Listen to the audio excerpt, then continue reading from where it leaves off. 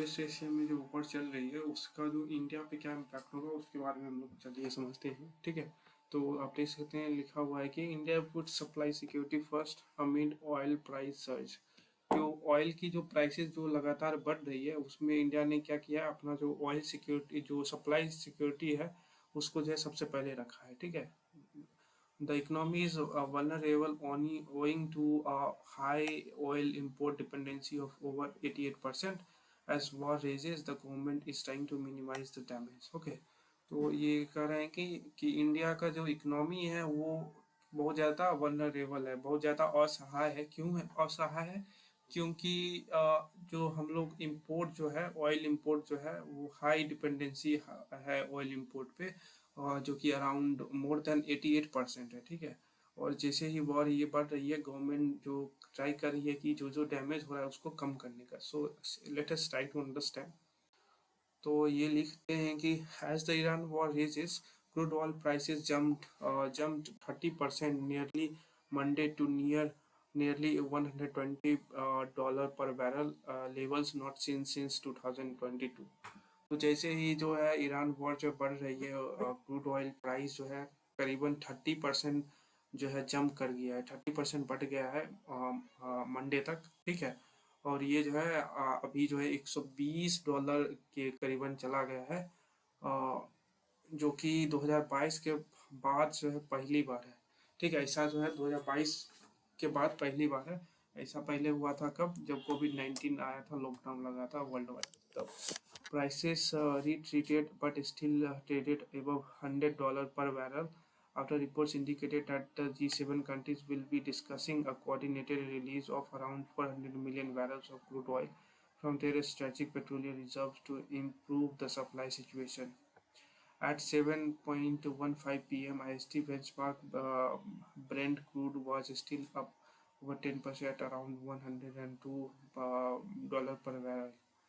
With the jump in oil prices, Asian stock markets tanked on Monday amid concerns of higher inflation and interest rates globally. In India, benchmark share market indices Nifty Sensex were down nearly 3% in early trade on Monday, and the rupee also fell to a new low against the dollar. Nifty and Sensex indeed today's trade down 1.7%. India's economy is vulnerable to oil price volatility owing to its oil import dependency level of over 88%. A heavy reliance on imported crude oil has a bearing on India's current account deficit, foreign exchange reserves, and rupees exchange rate and inflation rate among others. Okay, तो India को जो बहुत ज़्यादा जो भरोसा है वो import करने पे, क्रूड ऑयल को इंपोर्ट करने पे, आपको पता है कि 88% के अराउंड जो है हम लोग इंपोर्ट करते हैं crude oil from the external market, मतलब इंडिया के बाहर से। ठीक है, तो उसके कारण जो है इसका जो है बेरिंग है, यानी कि इसका प्रभाव जो है कहाँ कहाँ पे है, तो करेंट अकाउंट डेफिसिट पे है इंडिया के। ठीक है, उसके बाद आपका फॉरेक्स पे है, फॉरेन एक्सचेंज रिजर्व्स, और इंडिया का जो रुपी एक्सचेंज रेट है उस पर भी इसका प्रभाव पड़ता है। उसके साथ साथ इन्फ्लेशन और बहुत सारी चीज़ जो है उस पर भी पड़ता है। But the immediate priority is to ensure crude oil and fuel availability on a continuous basis. लेकिन जो है इमीडिएट प्रायोरिटी क्या है? इमीडिएट प्रायोरिटी है कि इसको इंश्योर क्रूड ऑयल और फ्यूल्स का जो अवेलेबिलिटी अभी बचा है उसको जो है इंश्योर करना, कंटिन्यूस बेसिस पे वो सप्लाई इंडियन कंज्यूमर को मिलता रहे, इसको जो है इंश्योर करना, ये जो है सबसे पहला प्रायोरिटी है। ठीक है, क्यों? क्योंकि आपको पता होगा कि अगर क्रूड ऑयल, अगर availability of crude oil is less और the oil is less in the Indian market, and what will happen, and this supply chain will collapse. Okay, why? Because आपको पता है कि सप्लाई, जितने भी सप्लाई चेन नेटवर्क है India के, वो मेनली जो है डिपेंड करता है व्हीकल्स वगैरह जितने भी है वो सारे आपका या तो पेट्रोल से चलता है या तो आपका डीजल से चलता है। ठीक है, और अगर ऑयल ही नहीं आएगा तो फिर ये दोनों चीज़ें नहीं चलेगी, जिसके कारण आपका सारा चीज़ ठप हो जाएगा, इकोनॉमिक कोलैप्स हो जाएगी, inflation will be high, unemployment will be high. Okay, so everything will be high. Okay, now let us see the Hormuz disruption। तो Hormuz क्या है? आपको पता होगा, Hormuz जो है एक Hormuz स्टेज जो है, it is a narrow stage, around 30 to 33 kilometre के अराउंड है। ये जो है ईरान और यूएई के पास है। ठीक है, ये क्या करता है, तो पर्शियन गल्फ को जो है अरेबियन सी से कनेक्ट करता है। और इसके थ्रू अराउंड 20% जो है आपका 20 to 25% जो ऑयल जो है डेली वर्ल्ड का जितना डेली ऑयल है वो जाते हैं, इसके थ्रू पास होता है। Oil flow through the state of Hormuz have virtually stop in recent days. तो अभी जो है ऑयल जो फ्लो करता है स्टेट ऑफ हॉर्मुज के द्वारा वो जो है वर्चुअली स्टॉप कर दिया गया है कुछ दिनों में, ठीक है। With Iran warning vessels to not transit through the strait and even hitting a few vessels that were passing through. Most trading houses, insurances and vessels loath to get involved in the prevailing extremely high risk environment. Seen as the most important oil transit choke point globally, the Strait of Hormuz, the narrow waterway between Iran and Oman that connects the Persian Gulf with the Gulf of Oman and the Arabian Sea, handles approximately one-fifth of the global liquid petroleum consumption and the global liquefied natural gas. Okay, तो मैंने बोला था आपको कि जो है ये जो है सबसे ज़्यादा मोस्ट इम्पॉर्टेंट ऑयल ट्रांजिट जो पॉइंट माना जाता है स्टेट ऑफ हॉर्मुज, ठीक है। जो एक नैरो वाटरवे है किसके बीच, तो ईरान और ओमान के बीच, ठीक है। हाँ, वो जो थोड़ा सा आप देखिएगा वो उसके यूएई के जो ऊपर आप देखिएगा नॉर्थ साइड में, तो थोड़ा सा एक क्षेत्र है जो ओमान का है, ठीक है।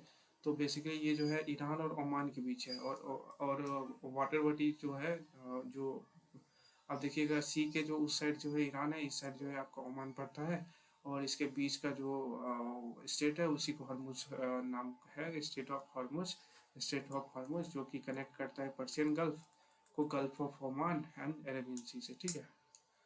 और ये कितना हैंडल करता है, तो one-fifth of global liquid petroleum consumption यानी कि 20%, and global liquefied natural gas LNG trade. Around 15 million barrels of crude pass through it daily. Okay, कितना 15 मिलियन बैरल्स जो है क्रूड जो है पास करता है यहाँ से daily. While some existing pipelines in the Gulf states bypass it, their capacity is restricted. Even at full utilization, 9 million barrels per day, 9% of global demand, would remain structurally at risk if the strait is closed, according to industry experts. Around 2.5 to 2.7 million BPT of India's crude imports, around half of its total oil imports, have transited the state in recent months. The longer term average is around 40%. This comes mainly from Iraq, Saudi Arabia, UAE, and Kuwait. With tankers unable to pass the major West Asian oil producers are being forced to cut the crude oil production as they are running thin on the storage capacity.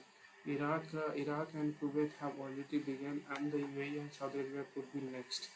Attacks on oil infrastructure in the region have raised concerns over potentially supply outages spooking the market. Impact on India. Given that India imports, तो अब चलते हैं India पे इसका क्या impact पड़ रहेगा। Impact मतलब प्रभाव, ठीक है। Given that India imports 1.8 to 2 billion barrel of crude oil in a year, cover $1 per barrel increase in oil prices would bump up its oil import bill by up to $2 billion. तो India पे इसका क्या impact पड़ेगा, तो आपको पता होगा कि करीबन 1.8 से लेकर 2 बिलियन बैरल्स का जो क्रूड ऑयल है वो जो है इंडिया जो है इंपोर्ट करता है, ठीक है, एक साल में। तो अगर एक डॉलर पर बैरल भी अगर ऑयल प्राइस में इंक्रीज होता है, तो इंडिया का जो इंपोर्ट बिल है वो $2 बिलियन जो है वो एक साल में बढ़ जाएगा, $2 बिलियन, ठीक है। A Nomura report said that India is among the three most vulnerable Asian economies to high oil prices in terms of oil import bill and current account balances. Besides Thailand and South Korea, it is said that every 10% oil price increase typically widens India's current account deficit by 0.4% of the GDP. तो समझ रहे हैं आप, अभी जो हमने हिंदू में पढ़ा था कि 20% जो है जंप कर चुका है, नहीं 30% ऑयल प्राइसेस जो है इंक्रीज कर चुका है, और अभी जो ऑयल प्राइसेस करीबन है $120 पर बैरल, ठीक है। तो आप समझ सकते हैं कि ये जो है हमने पीछे पीछे क्या पढ़ा था अभी, कि एक अगर $1 जो है पर बैरल बढ़ता है ऑयल प्राइसेस, तो इंडिया को $2 बिलियन का नुकसान होगा। एक्स्ट्रा मतलब मनी उसको स्पेंड करने पड़ेगा एनुअली ऑयल इंपोर्ट करने पे। अगर 10% हो जाए तो 0.4% जो है आपका करेंट अकाउंट डेफिसिट जो है उसमें उसमें और वृद्धि होगी compare to GDP. Okay, GDP you understand it is very huge ना। Despite the spurt in international oil and fuel prices, there are no immediate plans for hiking petrol and diesel prices, which is in line with the government's policy of past few years to keep pump prices stable, notwithstanding the volatility in international energy markets. According to sources, a continued freeze in pump prices is expected to blunt the inflationary impact. Petroleum and diesel prices have effectively been flat since April 2022, with public sector oil retailers taking losses. Sector oil retailers are taking losses when global prices jump and recouping them when they fall.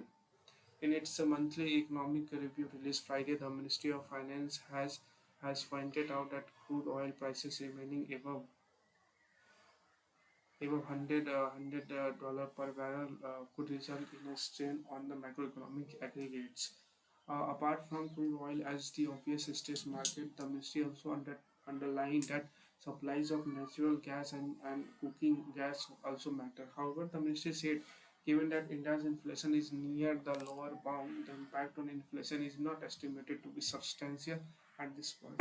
According to government sources, Indian refiners are ramping up oil purchases from non-Hormuz regions. They say that India's stocks of crude oil as well as diesel and petrol are increasing as oil cargoes from other regions, including Russian crude, already in tankers on water are coming in. Last week, government sources had indicated that India had 6 to 8 weeks of crude and fuel stocks, which would be replenished on an ongoing basis with supplies from other regions in increase. As refineries continue to process crude, produce fuels, and get more oil from regions other than West Asia, these stocks will keep shifting, and the effective coverage would be extended, they said.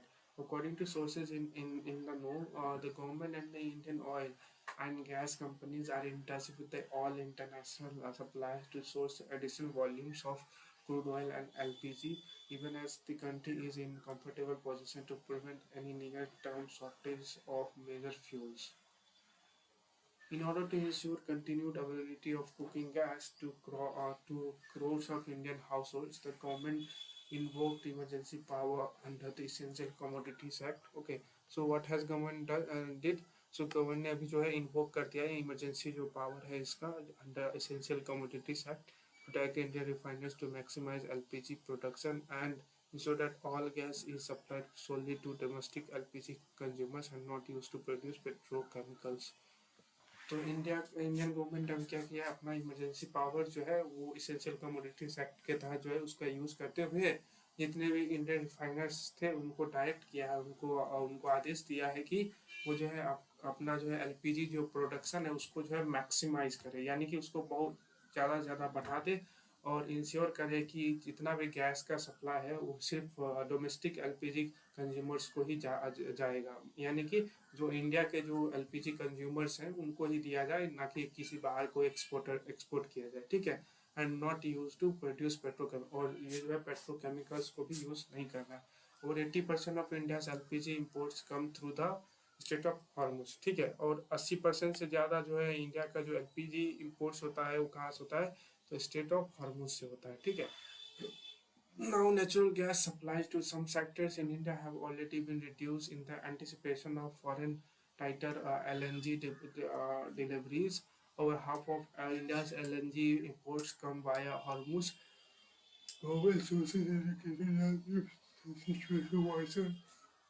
Reprioritization of sectoral gas allocation may be undertaken to ensure that the critical sectors don't suffer for want of fuel. Okay, some sectors can also switch to alternative fuels. They said domestic natural gas is allocated to various sectors like like city gas distribution of fertilizer power based on factories with inputs from Archel Maxi. Sorry, I think now the things are clear that how it is India government is going. So see, 130% of crude oil prices has jumped up.